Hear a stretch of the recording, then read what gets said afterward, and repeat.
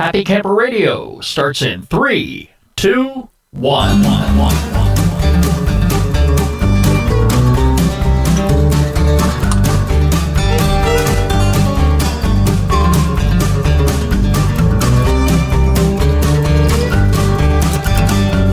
We are back once again here at the Happy Camper Radio Show, the only place you need to be when you're ready to talk camping. Camping is what we're about. Camping is all we talk about. Daniel, good to have you back here with us. Let me crank your microphone up here so I can hear you. It feels like it was just yesterday. Yesterday? Yeah. How was Thanksgiving? Oh, boy. I ate way too much. You ate too much? I need to go running after this. Did your wife feed you good?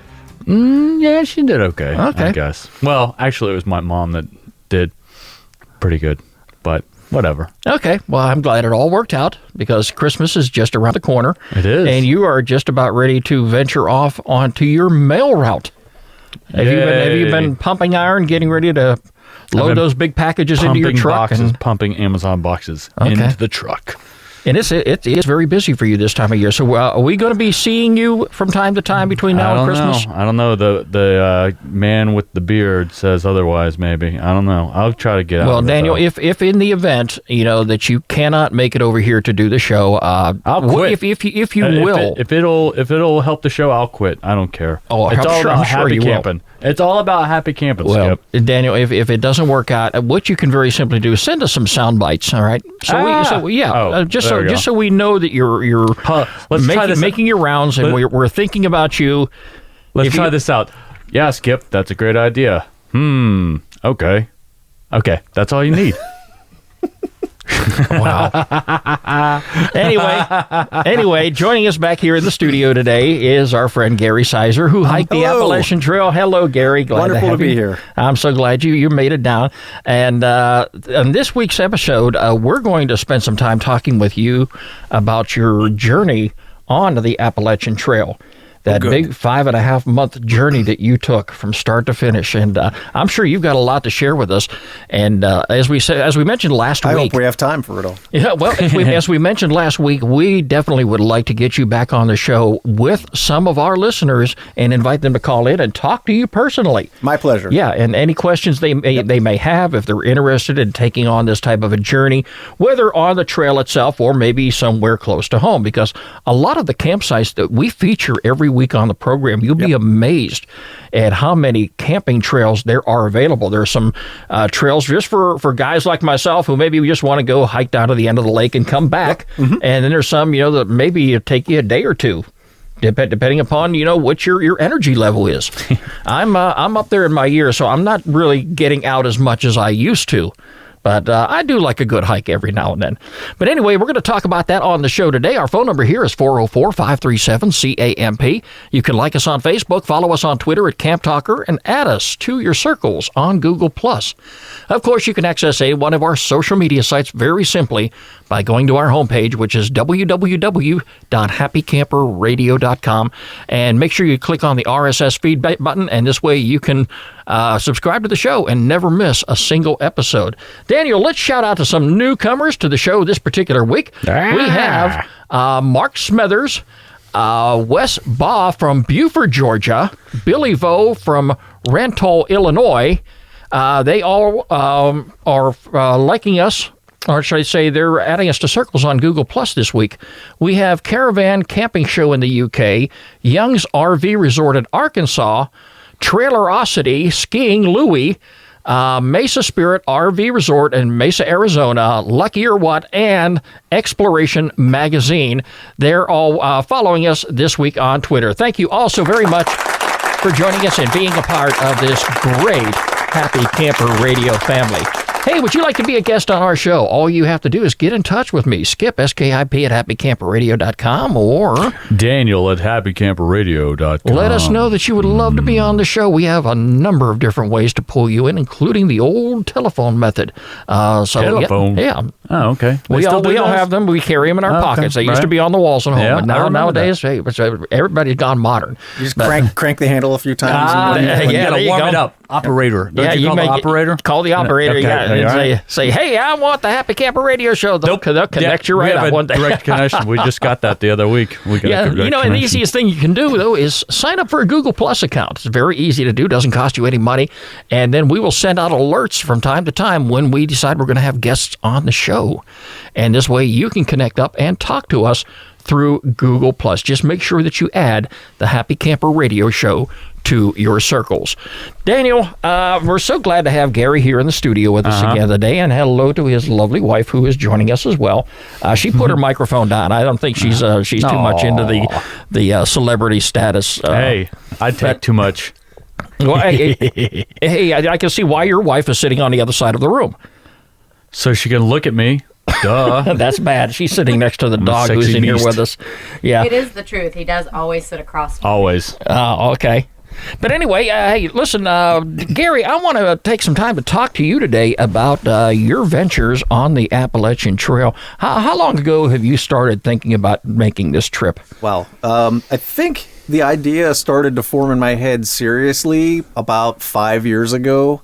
As sort of a dream sort of thing. Really only started taking it seriously about 3 years ago. And then I make that distinction when I say taking it seriously. That's when I started actually planning the logistics, putting away a little bit of money, getting the gear ready, trying to decide like, this is not something that's going to be on my bucket list. This is something I'm really going to do. So it's been a few years in the making. Have you talked to anybody who had done this before actually taking on the venture? Not personally face-to-face. There's a great collection of online communities that you can go to get information on this sort of thing. There's a site called whiteblaze.net, which has a lot of great forums, discussion boards where people ask and answer a lot of questions. There's also a community within Reddit that's devoted to the Appalachian Trail. Got a lot of answers there, too. So did a lot of online research beforehand. Okay, so it worked out pretty well for you as far as the planning stage of it went. One of the neat things that I learned about the planning process that you just don't get this kind of knowledge until you have 2020 hindsight is that a lot of the effort that I put into getting ready for this thing was time wasted. As it turns out, if you get enough gear that you're comfortable carrying, get yourself to Springer Mountain and start walking north, that's really about all the planning you need to do. And people told me this beforehand, and I was like, oh, that's ridiculous. It can't be that simple. It's actually that simple. By the time you got your gear together, and I'm talking after taking the research time that you did, did you stop and realize for a moment, wow, I may have too much stuff that I'm carrying? Oh, yeah. Yep. I was still refining my kit right up until the last few days of the hike. I was still finding ways to be more efficient and lighten my gear and just tighten things up. One of the interesting things, and I've been dying to ask you this question, carrying all your gear and making sure you have your necessities, change of clothes, and definitely your tent and your sleeping bag, which are definitely important to carry along. You're going to be carrying a lot of food with you too. How do you manage to decide what you're going to bring and keep it as light as possible? 3 to 5 days is about all you need to carry at any given time. You're just looking forward to, where's the next town that I'm gonna encounter. Are there a lot of towns right along the trail that you can actually step off the trail and go in there and buy things that you need? No. Usually you've got to stick your thumb out and get, a mile or two away from, where the trail crosses a road out in the middle of nowhere. You'll see a sign that says. So you're actually taking more trail time in by going off the trail to buy what you need.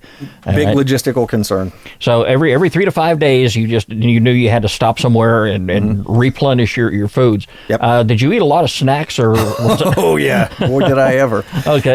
When you're hiking the Appalachian Trail, it's all about the calories. You're burning, depending on what part of the trail you're on, you're going to burn between 4,000 and 6,000 calories per day. Or is there some books or some guides that tell you what you should be eating if you're hiking that type of trail? In other words, I would think that you want to bring a lot of fattening food that you're going to burn off. Yep. You don't want to take any diet snacks or anything like that. Right? You eat a lot of cinnamon buns. Honey buns. Buns. The Texas style honey bun. I haven't eaten honey buns in years. Wow. They've got like 680 calories in each one. I mean, it's the sort of thing that like if you just, if you work at an office or, you have a regular, or if you're just a normal human being and you eat these things, you're going to give yourself diabetes or gain 15 pounds. But my heavens. I was eating, honey buns, Snickers bars, Cheetos, Fritos, Doritos, just filling myself with garbage, and I still lost 30 pounds over the course of the journey. That's amazing. Wow. So when you got on the trail down here at Springer Mountain, that's the starting point, correct? Yep. All right.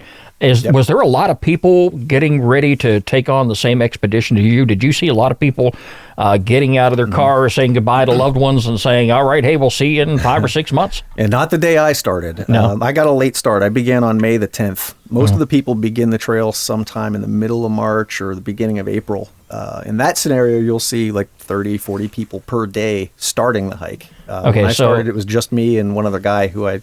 So in other words, the idea is you start that early, and that way you'll finish early and not have to worry about the bad weather that you ran into. That's it. Yeah, yep. okay. Everybody's trying to get up to Mount Katahdin before they close it in the middle of October due to snow and ice. Is the trail really that busy with a lot of hikers? It is, yep. I think most recent estimate I read was something like between 2 and 3 million people a year visit the trail. So I'm talking about, day hikers, people who are just out for the weekend or whatever. I can tell you this. When I visit the campsite up in Hiawassee that we visit 3 or 4 times a year, we actually cross this one point of the trail. I don't remember what the name of this mountain is, but we drive it up the top of the mountain, and we're right there. We're into Towns County, and we're dropping down below. And people cross the road because that's part of the trail. Yep. And I see people parked off both on the right and left-hand side of the road. I think they're just, going out for a little exploring. They're not actually trying to hike the trail or anything like that. Right. But they park there for the day. So obviously you crossed that particular point at some point in time on absolutely. the trail. Yep. I would have loved to have been up there just to meet you at that particular point to say, hey, and drop you a few honey buns.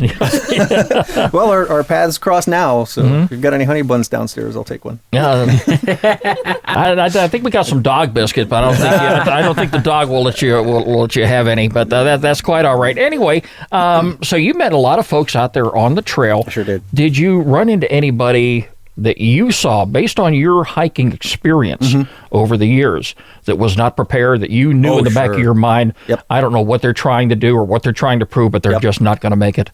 I did, actually, yeah. You can tell it's usually the people who have the heavy packs that you think are probably not going to make it. The guy who brought along a hatchet and a Bowie knife and, thermoses and quilts and, you see solar chargers hanging off of packs and things like that. And, did you see any of these people on the trail that just gave up? Yep, I sure did. All right. Yep. And they just turned around and say, I'm going back to the nearest town and making a phone call and have someone come and get me. That's exactly what happens. Wow. Yep. And it's sad because I can imagine everybody who decides that they're going to venture out on the trail has the same goal that you do. They want to make it to the very end. Of course, we had no doubt in our minds that this was going to, you were going to make this trip. You started the website, and it was great following you along that website. Thank you. the whole time. And I know I appreciate you keeping up with the show too. And sometimes we didn't hear from you. We just knew that you weren't in a cell tower area. There were times where nobody heard from me, so it was just inevitable. Deidre, you're here in the studio with us today. Thank you for coming back. Would you like to get rid of him for about 6 months? I'll do it. It's okay. He does want to do it. I do want to do it. But then I'd feel bad that he didn't and Daniel, I didn't do it. Yeah. We've never talked about this. You actually want to hike the Appalachian Trail. Absolutely. Wow. If I could take a sabbatical from work, I would totally So do I it. imagine you're going to spend some time with Gary today and maybe get some pointers from him. Exactly. Okay. Well, being the fact that, you do have the most vacation time of any government employee that I have ever met, you probably won't have any problem at all getting off the 6 months that you need. No problem. No problem at all. And getting paid for it. Yeah, exactly. So that'll work for you. But anyway, we're talking with Gary Sizer today here on the Happy Camper Radio Show, and we're going to invite Gary back on the program here. And for anybody that's interested in taking a hike up the trail, know for a fact that you're going to be away from your loved ones for 5 to 6 months. It's not the type of hiking experience that you may think, but we're going to open the microphones up and open up the phone lines for anybody that wants to call in the show, and we're going to take some time to promote that and give Gary a heads up on it. So, you'll know ahead of time. So if you want to be on the program, if you want to be able to talk with Gary and get an idea of what his experiences were like, and any questions that he may be able to answer for you, we'll have a show dedicated to that a little bit down the road. So, Gary, you made a lot of friends while you were out on the trail. And I know you had some that were, you were there with them for a while, and Daniel and I were, before the start of every show, we would read through some of the notes you posted. Yep. And we're saying, wow, he used to talk about this bunch all the time, and then we didn't hear anything. And next thing you know, maybe a month or two later, you're talking about them again because you bumped into them back out on the trail. Yeah, the trail's a really big place if you think about it. It's over 2,000 miles long. It's only a couple feet wide, but you think about that much space, and there's maybe about 1,000, maybe 1,200 people a year who actually complete the whole thing. So think about a crowd that size and then stretch them out over a 2,000-mile line. You're actually pretty far apart from one another. Well, the dog is in the studio with us today. This wasn't planned, but he's just loving all over your wife. Have you seen anybody bring their pets out onto the trail? I have, actually, yeah. Really? Yep. Mm-hmm. And the pets were just as comfortable walking with their owners? And, Okay. Well, I imagine that would be, for somebody who's looking for the companionship, that wants to have somebody with them by their side at all times and somebody to talk to. It gets a little tricky up north when you start getting into the really steep stuff where you're doing a lot of hand over hand and rock scrambles. You see people, lifting their dogs and putting them up to the next, here's the next rock, and now I'm going to scramble up there. But and the trail is that rugged? Just during maybe the last 10 or 15% of the trail. When you get up around New Hampshire and Maine is when they really crank the difficulty up. Gary, tell us something about the wildlife that you saw during your journey. I know you probably have seen all kinds of animals. Yeah. Was there any close encounters that you had with any? I did, actually. There was one time when we were in Virginia. I was walking with my friend Lemmy, and we were going to take a side trail out of the Shenandoah National Park to get down to a place that sold cheeseburgers. And our path was blocked by an angry, coiled timber rattler that was probably about 6.5 feet long. And it was just, coiled up right there in the middle of the trail. And we'd run into rattlesnakes before, and you can usually just walk around them or step over them. They're just getting sun. They're just trying to warm themselves up on a rock. This one probably reared his head. He stuck his tail up and started doing that, and it just rattled at us the whole time. And we waited, and eventually we just had to say, well, I guess we're not getting that cheeseburger today. This is my trail, get away. Yeah, that trail definitely belonged to the snake that day. But for the most part, the wildlife encounters were limited to things like, saw a lot of deer, a lot of birds, of course. The bears, people always talking about the black bears on the AT. I saw 6 or 7 bears over the course of my trip, and every single one of them, the first thing they did was run away from me. So they're not dangerous. They say that black bears typically are more afraid of you than you are of them. Just don't get between a mother and a cub. Nope. Then you're not going to have any problems. They'll just take off. How did you manage to stumble across this one that the wildlife experts were trapping? Because you shot a video of that. That was amazing. I mean, I have never seen anybody come across a professional bear trap that this was obviously a nuisance bear that they were trying to get rid of and relocate somewhere else. That's what the rangers explained to us after after the bear was captured. Talk about being at the right place at the right time. You were there. Yeah. Yep. And you got the bear going into the trap, and they probably had a big chicken or a turkey or something in there that he wanted. And a bag of bagels on the inside. And I knew that because some raccoons had gotten into the trap the night before and scattered some of the bagels around. You think they put some cream cheese and butter on it? I don't think they needed to, but yeah, so the bear came down and he was kind of feasting on the food that was just lying around the outside of the trap, and nobody thought anything was going to happen, but then he got in there and that door shut. Whew. And you probably got more of an experience than the video showed, but I saw that trap just rolling all over the place.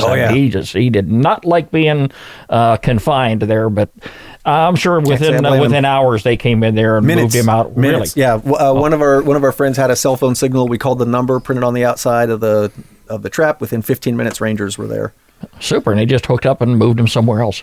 I think so. We didn't stick around for the entire thing. We had some miles to many years ago when I was in northwestern Pennsylvania. I lived in an area that had a problem with bears on trash day. They would come out and they would just totally wreak havoc. And the trash people were like, hey, that's not our problem. We're not cleaning up this mess.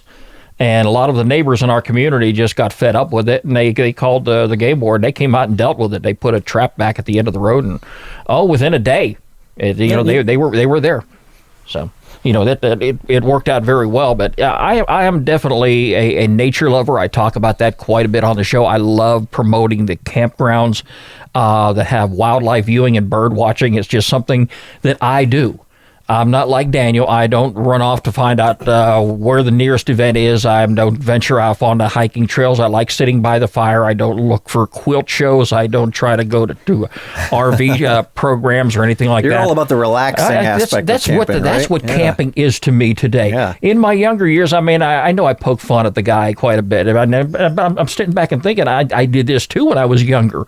But, as you get older, and by the time Daniel reaches my age, and the dog just sneezed. Daniel, leave that poor dog alone. Bless you.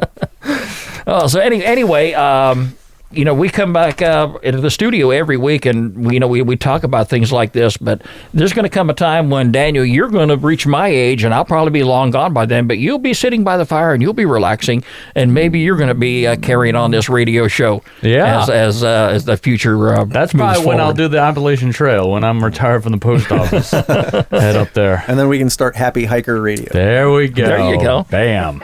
It would be interesting for somebody to actually do a podcast right from the trail. Yeah. But again, you've got to be within a cell area. You got to be within a Wi-Fi area to make that happen. Yeah, I think the technology is going to be your limiting factor on that, getting a connection. The campsite that we go to, like it says up north, I was very surprised. It's so far deep back in the Chattahoochee National Forest. For years, we have not had cell signals back there. But this year, we were able to text message. So I don't know if somebody ran a Wi-Fi wire out there or maybe put a tower somewhere nearby, but we were able to communicate, and it's not something I get into. Right. I'm not into the electronics when I'm camping. The only thing I want is that campfire. If I'm going to have any electronics, it's going to be the podcast gear, or it's going to have something to do with the camping equipment that I have associated with me at that particular time. But getting back to your ventures on the trail, let's talk about some of the folks that you had the opportunity to meet out there. Okay. I know there were a couple folks that you talked about frequently, and right from the very beginning. Did you meet these folks at the start of the trail, or did you meet them on the way? Probably within the first couple of weeks. Okay, and who are we talking about specifically? So there's a couple of people who I managed to, we call it leapfrogging. One day they're ahead of you, the next day they're behind you. You never really know where they are. You just know they're close. So there were a couple of people I leapfrogged with. One was a girl who had just graduated college with a degree in neuroscience and sociology, some weird combination like that. But we wound up giving her the trail name Voldemort.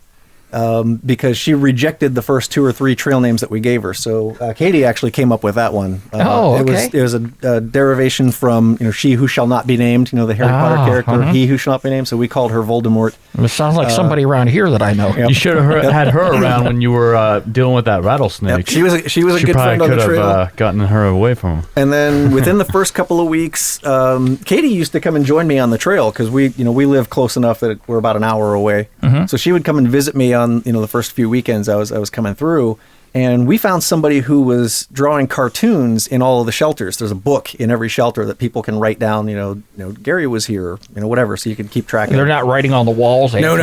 This is an official ATC sanctioned register. So, and this guy, he would draw these cartoons and then sign them Lemmy.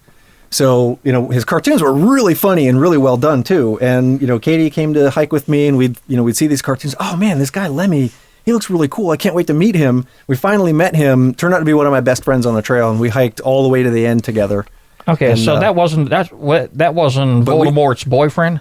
No. In fact, they didn't. That's the first thing I had. Because they were always seemed like they were together. Yeah, we were kind of a tight knit trail family, kind of like trail cousins or trail brother and sister. So everybody was out there on their own. For the most part, yeah. There were a couple of couples. Ran into a father and son team who I hiked with for a long time. The dad was 65. The son was in his 30s.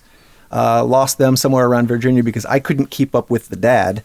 So age is no barrier to completing the trail. Told you, Skip. Yeah. I'm doing it. Yep, Fiddlin' Jim and Forager. Yeah, well, Daniel, you're going to have to do it while you're young. There's just no way around it. Yeah, you got to make that happen. But hey, I'll be cheering you on. There won't be no problems there whatsoever. So yeah, I mean, I'm surprised. I mean, it's just like it seems like those two were together every time you ran into them. And that's the first thing that comes to my mind. Oh, they got this couple out here that's hiking up the trail. No, I was the only thing they had in common. Oh, okay. Yeah, they weren't. They were definitely not. Yeah, but there were obvious times that that they got ahead of you, they got behind you, and then next thing you know, wow. You consider the length of that trail, and how many times people must stop and, venture off into towns like you say. Exactly. We don't all walk at the same speed. And, there'd be days where, okay, I need to go in and do laundry and get a shower, and these guys don't. So, all right, I'll meet up with you again in a couple of days. I know you had mentioned on your website that, there was a part of the trail where you were really, really suffering. Your feet were really hurting real bad. Yep. Was that because of the hiking? Was it because of the shoes you were wearing, or could it be a combination of both? It was a combination of a lot of things. When I got to Virginia, the rest of my body got a lot stronger than my feet. So I had, the heart and the lungs and the leg muscles to do 25 miles a day.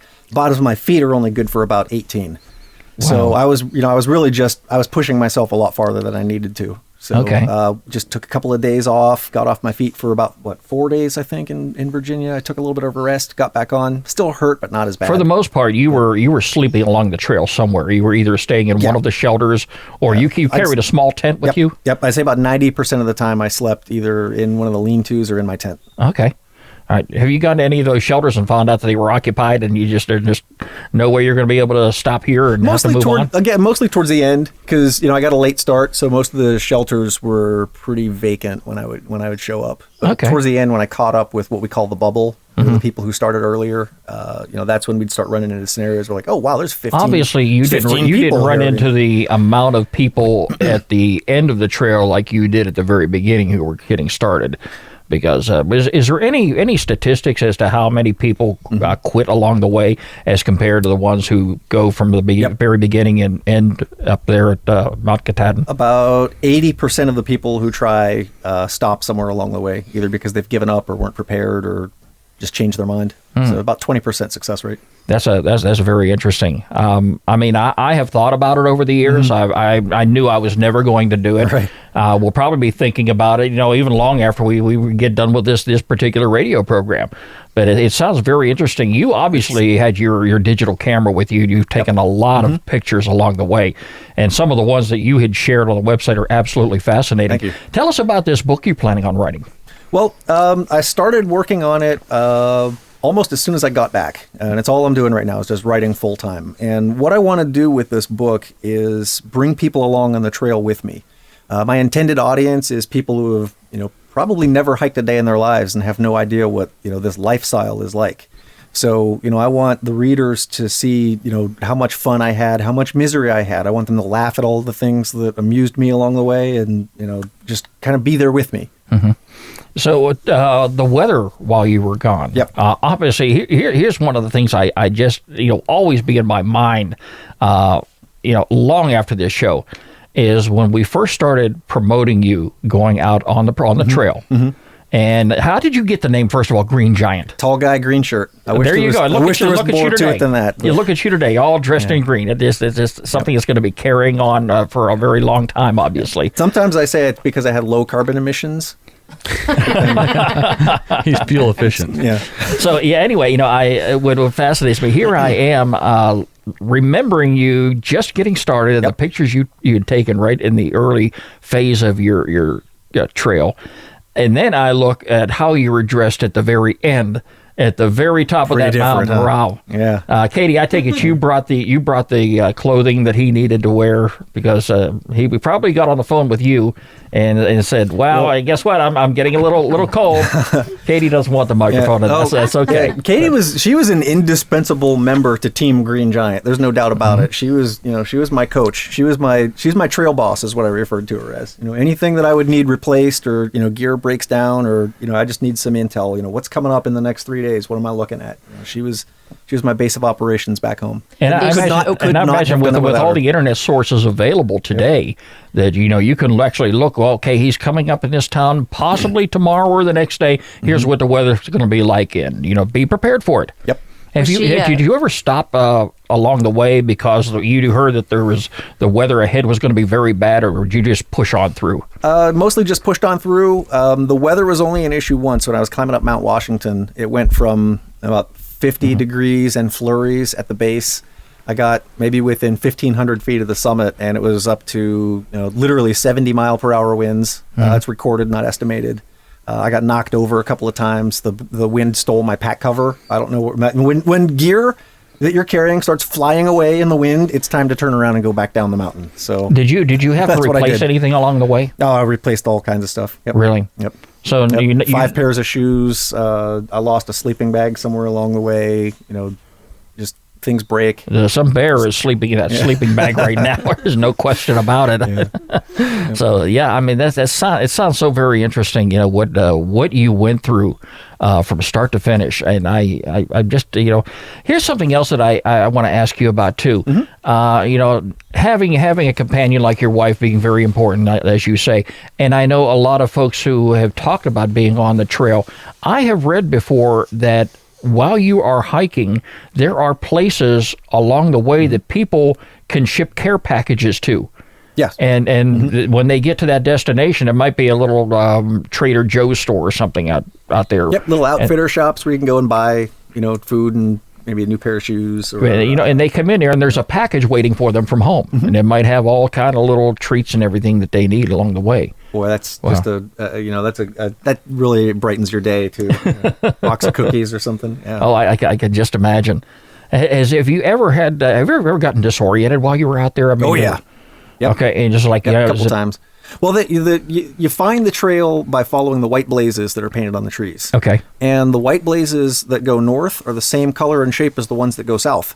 So, when I'd sit down to, get water from a stream or just have a snack or whatever, I would take my trekking poles and put them on the ground with the points pointing in the direction that I'm supposed to go, because it all looks the same after a while. You get up and you can't remember, which way did I come from? I've walked south a couple of times by accident. I've had to retrace my steps. There really wasn't in places actually a worn trail. Oh, yeah. Yeah. Mm-hmm. Okay, but, you had to just follow these white paintings that are on the tree. Yep. You were on the trail. Every 50, okay. maybe 100 feet, sometimes every quarter mile, it seems. I mean, you okay, I saw a white blaze 5 minutes ago. I have to assume I'm still going in the right direction. Oh, whew, there's another one. Nobody has ever cheated in such a way where they're putting anything on the trees or posting signs near a store 10 miles ahead or anything like that. Well, I don't know how that counts as cheating or not, but I saw there were a lot of places where maybe there was a little mom and pop convenience shop that was coming up at the next road crossing. Somebody from their store would hike in and nail a board to a tree that says, "Stop at Mom's, get some cupcakes or whatever." Yeah, they do that, and that's probably most of their business that they get in those little small towns. Yep. So they probably stay very well stocked. Well, they're not only businesses, but entire towns that exist solely because the trail goes through them. Damascus, Virginia being a good example. Hot Springs. I think Hot Springs would be okay without the trail. Of all the states you had been through, which one are you going to remember the most? Oh, Maine. Absolutely Maine. Is it because you were coming up near the end, or is there something about the state of Maine that's sticking in your mind is going to be the most memorable of you being on the trail? Maine is where the tallest and most beautiful mountains are, and the scenery is just absolutely breathtaking and amazing. The water is so clear sometimes it looks like that it's air. You can just see to the bottoms of these lakes. You're standing on top of a mountain and you can see the bottom of a lake that's 1,000 feet below you. Okay, now we're talking about water. So let's talk about your shower facilities. Was that a dream while you were on the trail? Well, it would rain every few days, and I'd be okay. Oh, you carry some soap with you? I mean, you actually stood out there in the rain and bathed? I did carry some soap. There's some biodegradable, environmentally friendly soap that doesn't kill fish or whatever. I brought that, and I would wash myself not in the streams, but near the streams. But for the most part, my hygiene would consist of, those 3 to 5 days. There's a town coming up. Maybe I'd squeeze in a shower, or if I was, really feeling like splurging, I'll spring for a night in a hotel or a hostel somewhere. I can only imagine there would be times, especially here in the South, considering the time you got started, where you were begging for a shower, you were begging for it to rain. I tell you what, there were days when it would rain, and I would just be so happy because it cooled everything off, and that was. It sounds kind of gross, but that was my shower and my laundry sometimes. Like, okay, my shirt is now clean because it's been saturated with rainwater. Wring it out, put it back on, keep walking. Okay, yeah.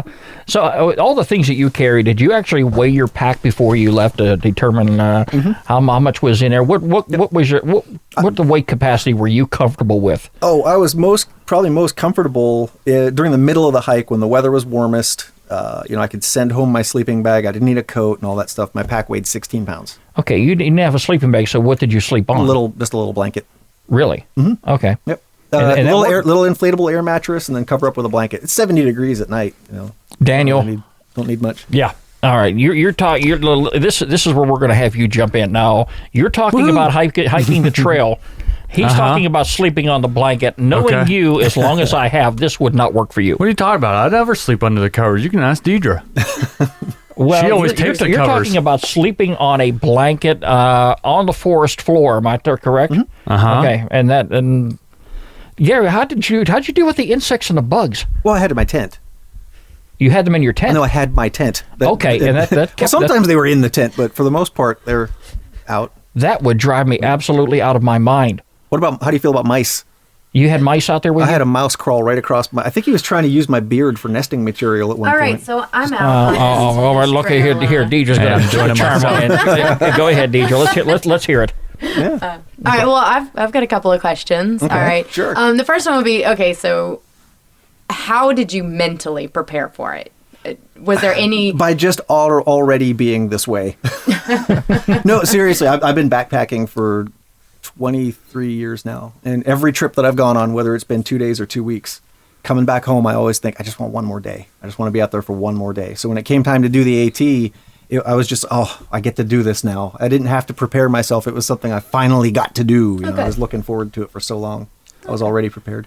I remember in one of your latest postings that you made, you were saying something about the trail was always going to be with you. Yes.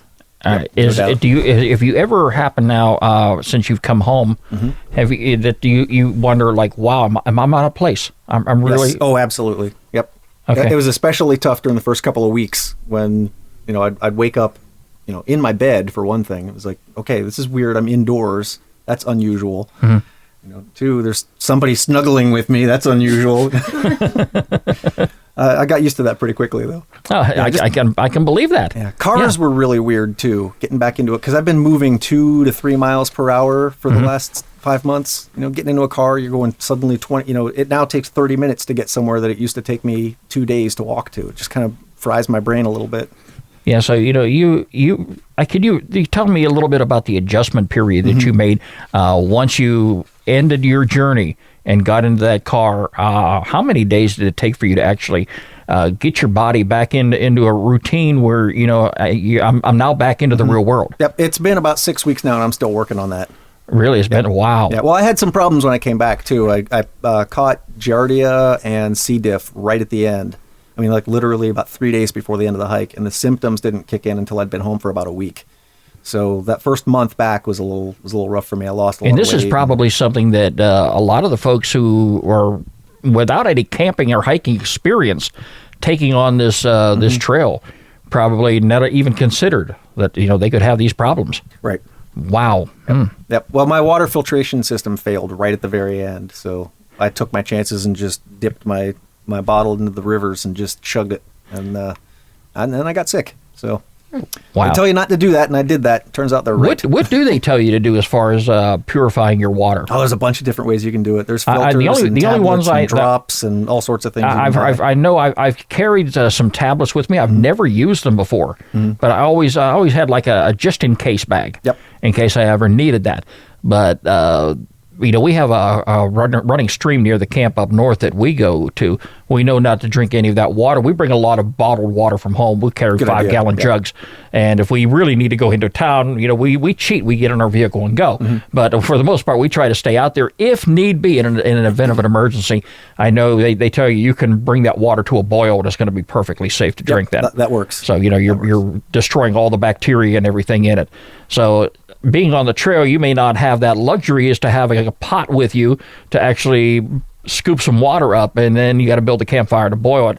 Probably the easiest thing to do would be able to carry those water purification tablets and That's you know, it. somehow use that to purify your water.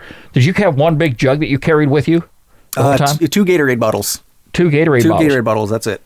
And you just sipped at that just along the way, just enough to keep yourself refreshed or quench your thirst. Correct. Okay, and then when you got to the town, And then you drank 2 or 3 gallons. Oh, well, I drank more beer in towns than water. I can only imagine if you're drinking beer, that's going to tire you out. You know, actually, I joke about that. The first time I had a beer, maybe 3 or 4 days into the hike, it hit me like a ton of bricks. Did it? Yeah, okay, no more of that. We know how that's going to work. But yeah, Now one felt for like me, 6. I think if I was hiking the trail, I maybe hiking 10 miles. Now that's a dream, but I'd find the first place where I could get a homemade pizza. Oh yeah, And I'm talking about maybe a big 16-inch carbs, cheese, eat the and whole thing finishing myself. it off by myself. I've done that. You did? Yes. Okay. Yep. I ate a half-gallon ice cream in one sitting. And I saw some of the pictures that you posted. Some of these small towns. Mm-hmm. That is me. That is me all over. Yeah. Yeah, I just so love many good those ones. small town environments. So Not many good very ones. long back. In fact, I've got some pictures posted here on the website. I was up in Barnesville, Georgia. It is beautiful up there. Got some very small towns. I got to ride the scenic railway up there, and I saw this little convenience store, and it was one of those things from like the early 1900s. And that's where you went to do your grocery shopping. That's it was it. so cool. Yep. Yeah. So, if those small towns like you got into, I think I would get there and probably settle down for a little bit and just to decide, well, Yeah. maybe I'm enjoying having fun here. I'll get back to the trail whenever I do. We refer to that phenomenon as the vortex. Oh. 'Cause you get into a town and it just sucks you in. You just don't want to leave. It's real easy to get in, and it's real tough to get out. So it's like Yeah. a whirlpool. Some of the folks that you had made friends with out there in the trail, do you stay in touch with them to this day? I do. Yep. You do? Yep. These will be friends for life for sure. Wow. Yep. All right, and you're probably sharing a lot of experiences of what you all went through while you were on the trail, as well as getting to know each other in the real world. It's true. You know, Yep. The ones we've spoken to already, and that's the ones that stick in the back of my mind. It was Voldemort and Lemmy, because you spoke about them so much. I would like to get them on the show. Boy, wouldn't that be something? Yeah. I'll see what I can do. Yeah, and like I said, when it comes a time that we can get you back and get some of our listeners to call in, I definitely would like to have them on hand also and see how they feel about actually being on the program to talk about their experience. I think it's great. I really, really do. Did you have a count of how many pictures you took? I think my phone somewhere around 1,800, and then the actual camera, what, 4,000 or 5,000 maybe? Wow, so you did get a lot of pictures. Just the ones you shared with us are absolutely breathtaking. Well, I had to take 4,000 pictures to get 50 good ones, but that's okay. yeah. Now you're going to put some of these pictures in your book too, I take it. yeah, there's still stuff you guys haven't seen yet. Okay. When do you expect the book ready to be published? Late spring, early summer 2015. Super. Just in time for hiking season to start. Well, definitely let us know how that comes about. I sure will. Because we definitely want to promote it here on the show, and I definitely would like to see every one of our Happy Camper listeners get a copy of that book, because it's I'm sure it's going to be more breathtaking than the actual postings that you put online. So it's Gary, I tell you, it's so great to have you down here, and I know you've been in touch with Daniel, and he probably was saying, yeah, come on down, we can get Skip, he can do the show any day. That's right. This character right here, he's one of the ones, I try to get him, Daniel, when are you going to be available to do a show? And you go, well, I got to do this. I got to talk to my wife. We got this tonight. I got to work. I come home. I don't know. I might be tired tonight. But, he calls me up. He says, when do you want to do a show? And I says, well, you tell me, when do you want to do it? Right now. Right now. Yeah. He's also, That's what I do. That's when Daniel comes in the studio here, the show, the happy camping is in his blood. It really is the best time to actually get him behind a microphone, because at that particular time, he's all pumped up and ready to go. So, so we're talking with Gary Sizer here today on the Happy Camper Radio Show, and it's so glad to see him finally get to meet him. And I knew this time was going to come, and I actually expected Daniel and I to meet you somewhere out on the trail. Oh, that would have been great. But, that's going to happen too. Okay. We are actually going to find a place and find a time to get together, all of us, and pitch a tent. And your wife, does she camp? Oh, yeah. Oh, absolutely. she likes camping. She just doesn't like talking on a microphone, but that's all right. And Deidre loves the to thing cook. is, she's more interesting than I am, and she knows that I won't be able to. Hold a candle to her. Hey, Gary, that's a good wife. Believe me, all the women I have met in my life, I couldn't get any of them to go out and camping. It just, we were just too different. And nobody ever stopped me, and thank heavens for that, because I wouldn't get away with it. But they said, hey, if this is what you want to do, if this is how you enjoy life, definitely go for it. Have a great time. But I've never been able to get somebody to actually take in camping and enjoy it as much as I do. And I think that's really good to see. I think she's good for about maybe 2 weeks at a stretch. I'm not quite ready to make it a lifestyle. Yeah, so you're not going to spend 5 months on the trail, Maybe PCT 2016. Maybe. There's going to come a time when I don't have to worry about coming home and going back to work, and it's going to be coming up here in about 3 years. Awesome. So I'll be doing more camping and more podcasting and doing what I really, really love. And I'm really, really so happy, that the show has taken off like it has, and the listener base that we have received, not only locally, but from all over the world, folks who just tune into the Happy Camper Radio Show. We get some fantastic emails and wonderful letters from folks, folks getting in touch with us and suggesting, well, hey, why don't you do a show about this or do a show about that? I think, and that's how we managed to keep going as much as we did. And I always wanted the show to be a weekly camping radio show. I worried so many times about having a situation, well, we're going to run out of things to talk about, and that's never been the case. So it's worked out very well. Do you ever have dreams of going back on the trail and doing it again? Not just dream, Skip, but actual plans. Yeah. You're actually going to. I've got it. I have to do, if not the AT a second time, some other long distance hike. I can't. I think I might have a problem. Are there any trails out there that exceed the length of the Appalachian Trail that you're aware of? Mm-hmm. Yeah, quite a few actually. There's one on the West Coast called the PCT, Pacific Crest Trail, which is California, or it goes Mexico to Canada. It's about 400 miles longer than the AT. Continental Divide, it's about almost 900 miles longer. I'm guessing at that. I know it's longer. I don't know exactly how much. Gary, how long have you been hiking in preparation for this journey?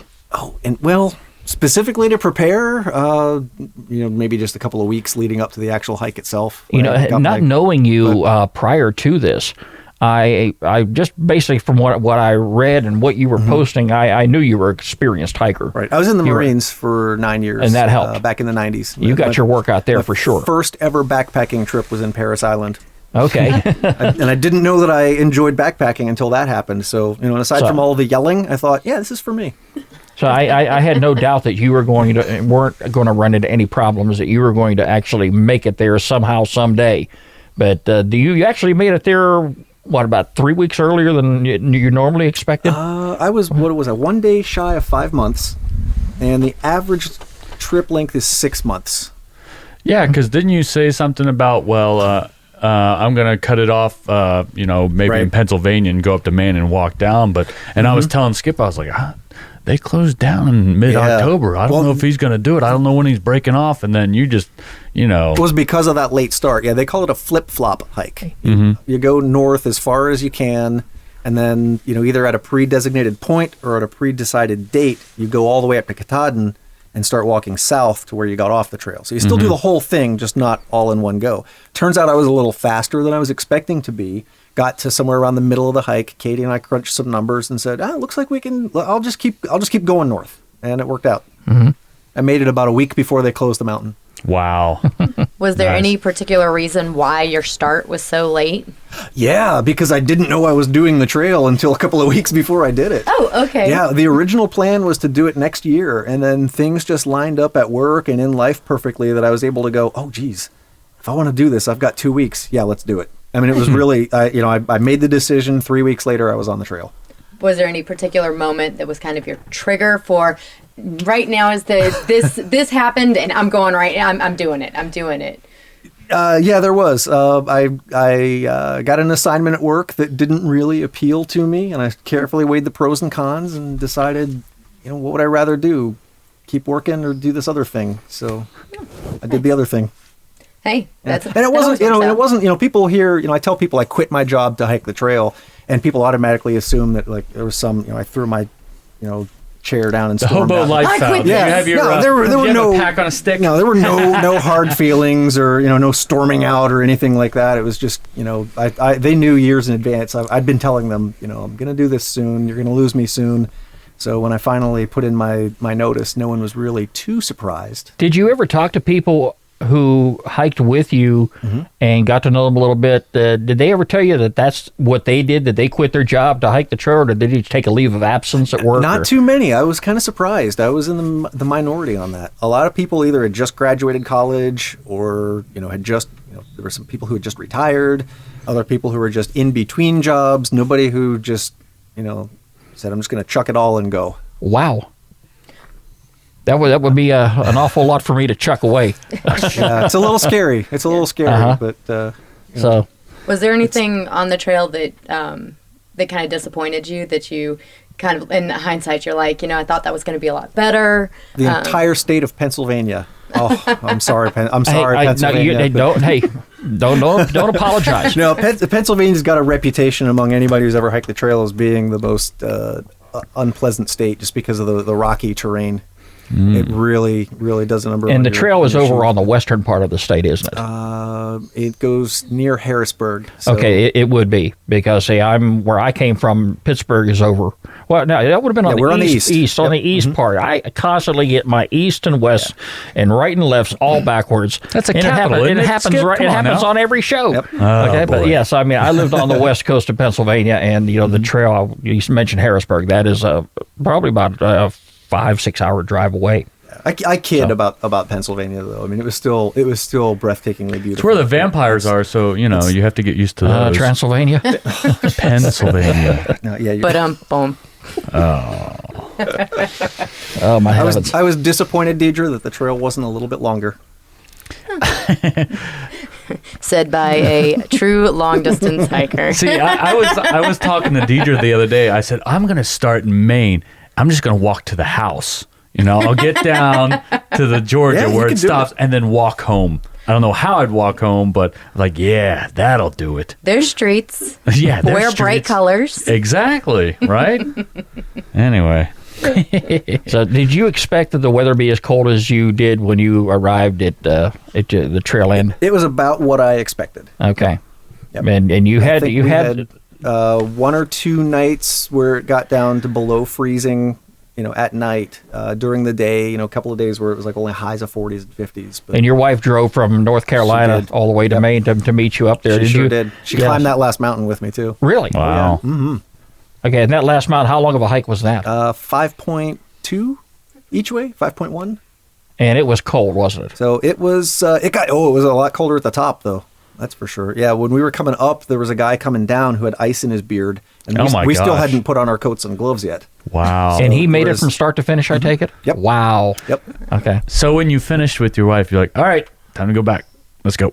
Turn around and start going back down. I kind of joked about it. I was like, a lot of people. There are people who actually do that. That is crazy. Yeah, they call them yo-yos. Not just because they go up and down, but because they're little yo-yos. Oh my gosh. Wow. Well, we had a lot to talk about today, and the journey that you have taken, Gary, is just something that I know is going to be embedded in your mind till the day you die. And just putting it on paper and talking about it in the book is not going to end there. It's going to be. I hope not. It's going to be something you're going to be able to sit down and share with your kids someday, and just anybody you happen to run into, and could carry on a good conversation who enjoys camping, who enjoys backpacking and hiking. Wow, you got a lot to share. I do. But, I was lucky to have been able to experience that. The Appalachian Trail, goes all the way from Georgia to Maine. That's huge. And if you look at a map of the United States and where all the major population centers are, there's a lot of people who are, within just a couple hours of that trail. You don't have to do the whole thing. Just go out for a day, a weekend. Just get outside and go hike. Go check it out. It's beautiful. You'll be glad you did. You know, I just may make the journey down to Springer Mountain just to get an idea of how people are doing this. And if you are going to go out just for a day, make sure that you pack along some some soda pops or some treats to give the hikers to provide a little bit of trail magic. They love that. Daniel, that will be a great place to actually do the show. Yeah. Someday. I mean, just right there at the very beginning, and be able to sit there and talk to some hikers who are beginning to take on this venture. I mean, whether they make it or not, you hope everybody does. You hope nobody has to turn around or for whatever reason whatsoever. But, just to get an idea of where these folks are coming from and what kind of lifestyle they're living and what's going through their head, and knowing what they have to look forward to.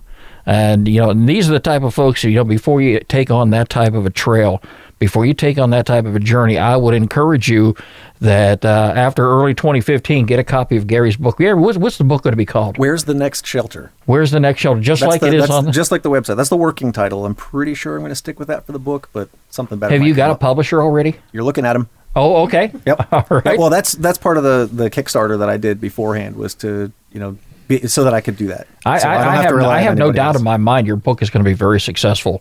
Sure hope because so. If you say like there's 80% of the folks who take on this journey that do not make it for whatever reason.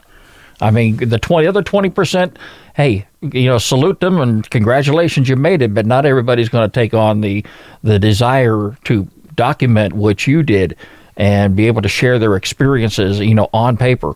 In a book form, and be able to enjoy. Well, I love hiking, and I love telling stories. Well, now you're going to like writing books too. Yep. Gary, I want to thank you so very much for being on the show and taking the time to drive from North Carolina. Thank you to be down here with Daniel and us, and actually taking time to join us here in the studio. I know the studio just kind of blew your mind when you walked in the door. Oh, I'm so glad to be here finally. Yeah, I've been thinking about this for a long time. I think the next time, outside of getting you behind a microphone, which will be your telephone, or it might be your home computer, depending upon how you communicate with us to be on the show. But I think the next time that we're going to have an opportunity to sit face to face like we are is going to be at a campground. Boy, wouldn't that be fun? And we're going to make that happen. All right. We will. And, and we're definitely going to do the show out on the road somewhere where we can all be behind a microphone like this and actually be able to enjoy the outdoors. I can't tell you how much fun I have podcasting actually on location. The studio's nice. It's great to be here. It's very relaxing. We can get in here and just kind of let our hair down and just have a good conversation. But being able to do it out on the road and being a part of the Happy Camper Radio Show and being a part of nature with all kind of folks around you, I'm sorry, you just can't beat that. It's time now for our featured campground of the week here on the Happy Camper Radio Show.